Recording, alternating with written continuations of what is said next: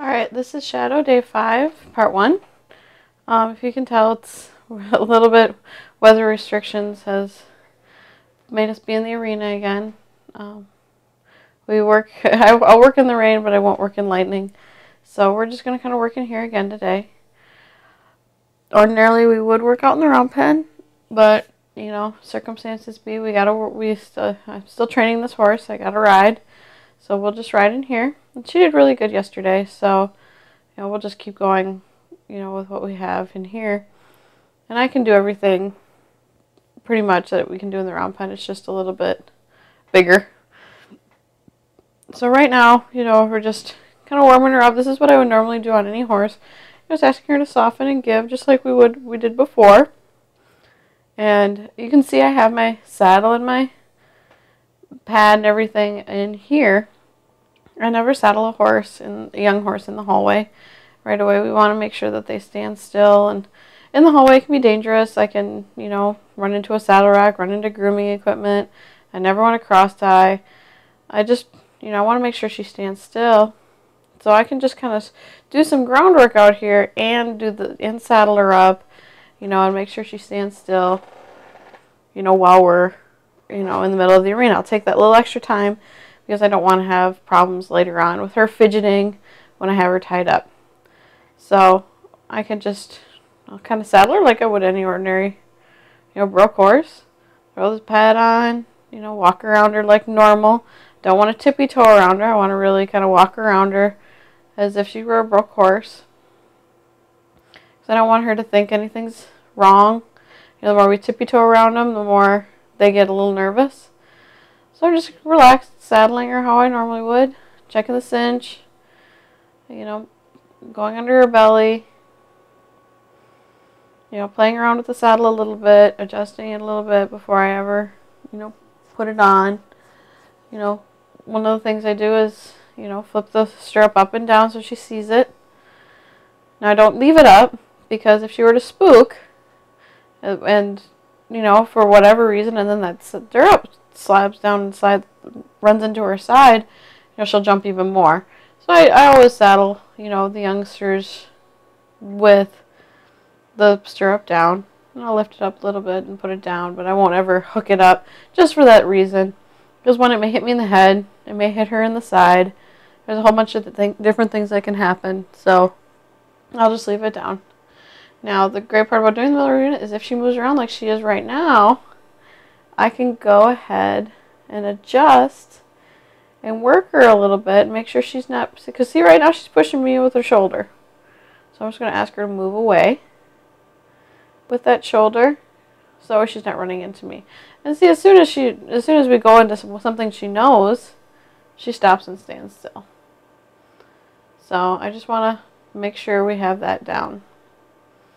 Like I said, I never tie them up because I really want to make sure that they stand really well when I get them saddled, because that's something that I really like to, have my horses just stand and be patient and wait for me. So too, I can, because I'm doing everything right away in the arena, I can go right into my groundwork, asking her to really walk forward.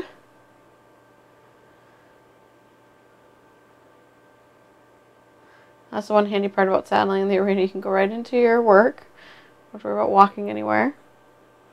Really want forwardness in her, and she's moving a lot more forward today than she did yesterday, which I really like. And part of doing this groundwork is I can see her attitude today as we're doing the groundwork. Is she staying soft? Is she being spooky? Is she jumping away from my crop? So tell me too when I get in the saddle, how she's feeling. You can see in one direction she's a little more overbent than the other. You can see I really want her to go forward, because when she goes forward, she crosses better. She goes forward and across, not sideways. I really want her to go forward. That's another reason I have my hand where I have my hand. I don't have it under her chin, because it's too tempting for me to pull back. or pull her back to herself and get her contracted. I really want her to come forward. And I'm forward in my mind and my body. Asking her to move those shoulders around.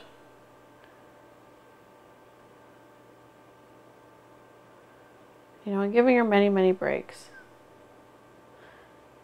Now that she's kind of done that, she's done that fairly well. Better than she did yesterday. So I'm just going to ask her to move out onto a circle.